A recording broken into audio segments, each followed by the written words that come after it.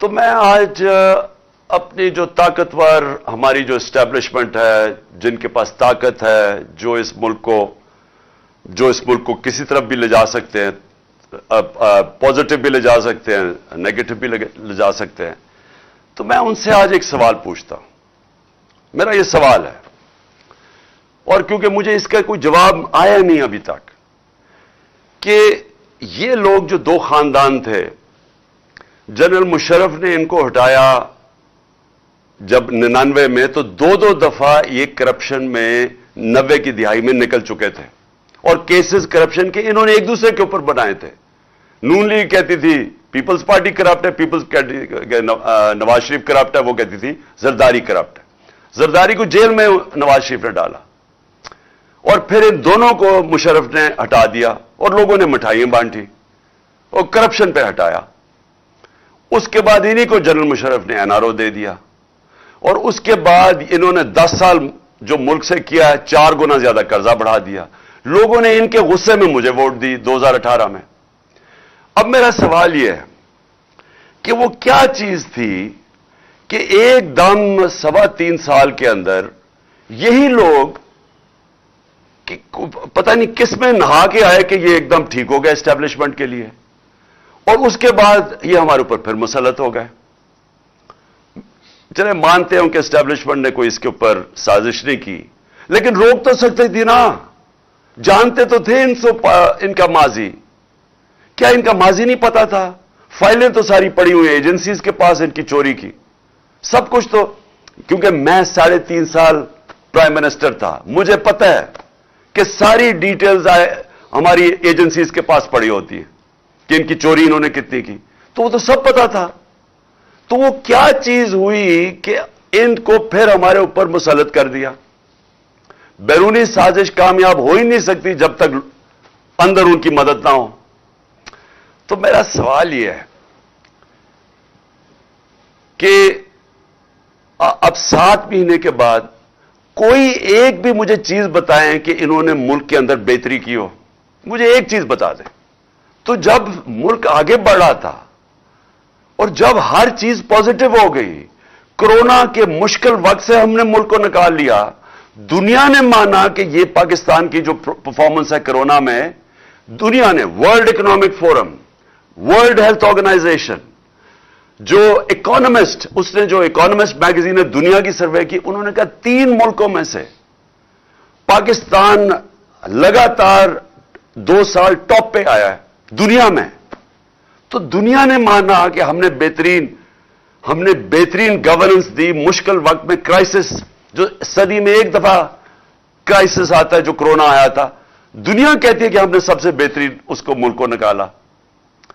تو وہ کون سی قیامت آ گئی تھی کہ ہمیں اس وقت گرا کے تو ان چوروں کو اوپر بٹھا دیا؟ اچھا چلا میں مانوں کہ اگر آپ نے، شاید کسی کو غلط فہمی ہو کہ شہباز شریف اشتہاروں کے علاوہ بھی ترقی کر سکتا ہے، شاید وہ سمجھتے ہوں کہ واقعی وہ کچھ کر سکتا ہے، لیکن یہ ذرا آپ دیکھ لیں، شاید وہ سمجھے کہ اسحاق ڈار جو 2 دفعہ 99 میں بھی اکانومی بینکرپٹ کر کے گیا، پھر 2018 میں پاکستان کی اکانومی بینکرپٹ تھی، اس کے بعد جو شاید انہوں نے سمجھا ہو کہ یہ کچھ سیکھ گیا۔ تو لیکن آج مجھے 7 مہینے بعد بتائیں، مجھے ایک چیز بتائیں پاکستان کی جو پازیٹو کیا انہوں نے۔ آج اگر پاکستان کی اپنی بزنسز ہیں، ان کا گیلپ کا سروے ہے کہ 88% بزنس مین کہتا ہے کہ ہم غلط طرف جا رہے ہیں، یعنی ان کا اعتماد چلا گیا اس حکومت پہ۔ بیرون ملک جو کہ رسک اسیسمنٹ ہوتی ہے کہ آپ پاکستان قرضے واپس کر سکتا ہے یا نہیں، وہ 85% آپ کہہ رہے ہیں کہ پاکستان قرضے واپس نہیں کر سکتا۔ تو نہ باہر کے لوگوں کو اس پہ اعتماد رہ گیا، نہ اندر کسی کو اعتماد ہے ان پہ، اپنی بزنس کو بھی نہیں ہے۔ اور تو گورننس کا یہ حال ہے کہ 53% دہشت گردی بڑھ گئی ہے 7 مہینوں میں، تو ان کے پاس تو ٹائم ہی نہیں ہے ان چیزوں کا سوچنے کا۔ یہ تو اپنے کیسز ہی معاف کروا رہے تھے، یہ تو ہماری پارٹی کو صرف دیوار سے لگانے کی تاکہ کسی طرح مجھے ڈسکوالیفائی کے الیکشن جیت جائے، ان کا تو اور کوئی کام ہی نہیں۔ تو میں سوال یہ پوچھتا ہوں کہ ان کے تو پیسے باہر پڑے ہیں، ان کا تو سٹیک پاکستان میں نہیں ہے، یہ جو نواز شریف کا تو سارا ٹبر باہر چلا گیا، تو میں یہ پوچھتا ہوں کہ اپنی اسٹیبلشمنٹ سے کہ آپ نے آج مجھے یہ بتا دیں کہ مجھے پاکستان کا کیا فائدہ ہوا ہے؟ 7 مہینے میں یہ رجیم چینج سے اس ملک کو فائدہ کیا ہوا ہے؟ مجھے ایک چیز میں پوچھنا چاہتا ہوں، کیا کسانوں سے پوچھیں؟ جائے کسانوں سے پوچھیں کہ کیا حالات ہیں ان کے آج، انڈسٹری سے پوچھیں، آج نوجوانوں سے پوچھیں، آئی ٹی سیکٹر سے پوچھیں، جو 75% ایکسپورٹس ہمارے دوران بڑھی تھی آئی ٹی کی، جو فیوچر ہے ملک کا۔ مجھے کسی سیکٹر سے بتائیں کہ کسی کو فائدہ ہوا ہے ان کے آنے سے؟ آج وہ لوگ جو ہمارے پر تنقید کرتے تھے وہ آج دعائیں کر رہے ہیں کہ آپ کسی طرح واپس آئیں۔ میں صرف پھر یہ سوال پوچھتا ہوں کہ کچھ تو ذہنوں میں سے گزری ہوگی کہ جناب ہم ان کو چوروں کو واپس آنے دیں، کچھ تو سوچا ہوگا کہ یہ کوئی فائدہ کرائیں گے پاکستان کو۔